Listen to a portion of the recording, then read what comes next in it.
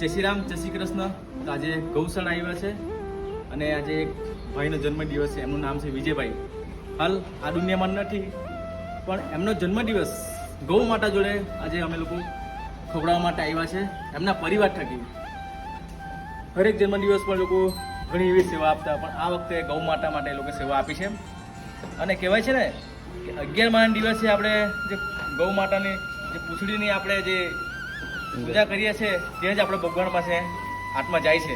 તેવી જ રીતે ગૌ માતાને ખવડાવવાથી આપણા ઘરના જે વ્યક્તિ છે એમના આત્માને ખૂબ જ શાંતિ મળે છે. 33 કોટી દેવો વિરાજમાન છે એમાં. એમના પરિવારને બી શ્રી કૃષ્ણ ભગવાનના આશીર્વાદ બની રહેશે એવી જ હું એક શુભકામના પાઠવું છું. આજે તમે જોઈ શકો છો ગૌ માતા માટે અમે લોકો ભોજન અર્પણ કરી રહ્યા છીએ. આ જોઈ શકો તમે, ખૂબ સરસ એવું કાકડી છે, ટેટી છે અને ફ્લાવર છે. ખૂબ જ સરસ સેવા છે અને ચારો છે. તમે આ વિડીયોને વધું વધુ શેર કરો અને તમારા ગ્રુપમાં મોકલો. જય ગૌ માતા, જય શ્રી કૃષ્ણ.